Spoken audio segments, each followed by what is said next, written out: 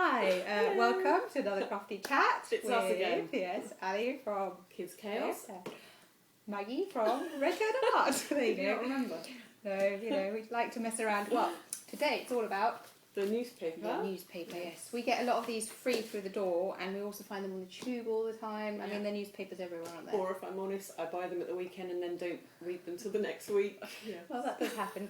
Anyway, newspapers, really versatile. I mean, I'm already holding something up, isn't it? It's something that's free, it's something that's easy, and there's lots of things you can make from it, especially if you go down the route of paper mache, and I've got a couple of examples of that as well, haven't I? Yeah. But first of all, this is just your really simple... You're not going to make me wear that. Oh, good. And See, if I was wearing it, I'd put a pom-pom on it. Well, if I was wearing it, I'd put a little feather on it, and it can look really sweet. But actually, there's another version of the hat where you take a big sheet of paper, you squish it down onto your head, you tape it round, and you have like this bonnet shape, and it looks amazing. The only thing you have to do is cut a curve into your double sheeted paper first. Great. But it's a really nice idea, especially for Easter bonnet time.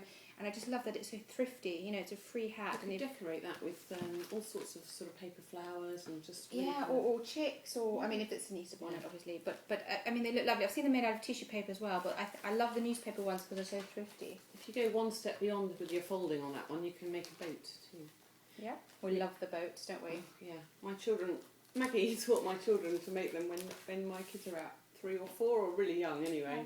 And it was like their area of expertise, and they would teach all their friends to make them, and they were most popular. Yeah. And before I talk about paper mache, this is what Ali is going to show us how to make. Ali, do you want to tell us all about it? I don't know whether they've got a technical term. Are they called newspaper spirals? Yeah, they could be. You sort of make newspaper straws, which I will show you how to do, and then you spiral them up. What do you use them for?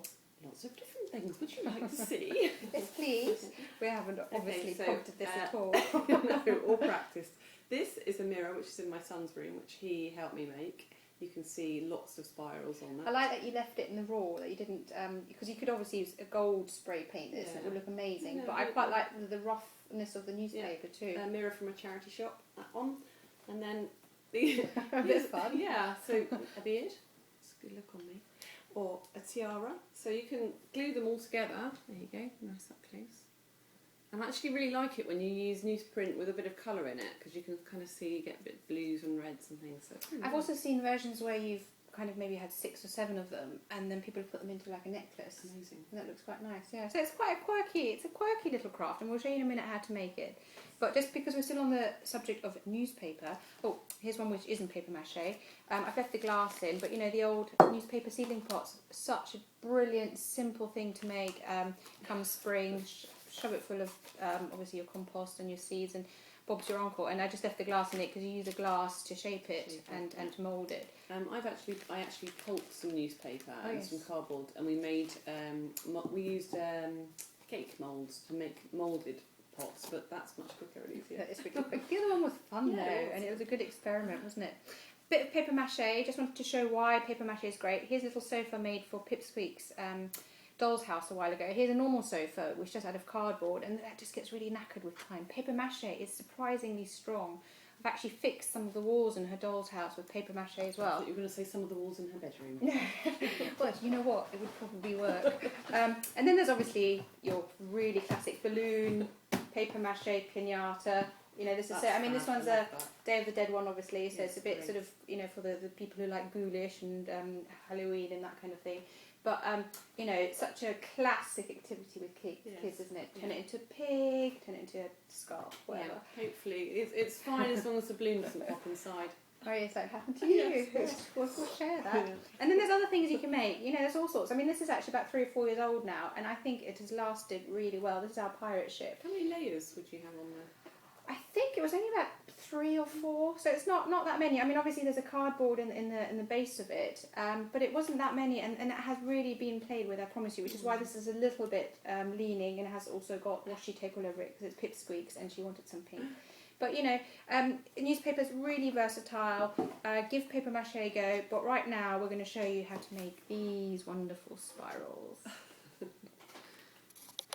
So we're going to show you how to make these newspaper swirls, let's call them. So what you need is a toothpick and some newspaper. I've ripped a sheet of broadsheet into quarters, and that's what I'm going to be using. You take the toothpick and you put it in the corner and you roll diagonally. Oh, it looks easy enough. It is. And if you use a bigger sheet of paper, I guess you just get a bigger roll at the end of it, don't you? Or Yes. bigger curly whirly rather than Basically creating these, that's what I'm Ah, doing. lovely. So you pull out the toothpick, she says, and then you roll the paper to create your tube, your straw of newspaper. I wonder if you could use them as straws. Ew. Ew. Sure. If you did nice Newsprints. paper ones, maybe. Yeah, maybe. Maybe. And then you dab of glue there and just roll Yeah, it. that looks nice and easy to me. Try not to get it on the table. Right, and then I'll just wipe it on my hand in a really classy way, and then you have to flatten this. Okay, so the flattening is the key thing, isn't it? Yes. So you get a nice crease. Yeah, well, Okay. so it Making the rolls table nicer. wobble, you're creasing it so hard. Good. Okay, and Nice then crease, you yeah. use the toothpick again at the end. Mhm.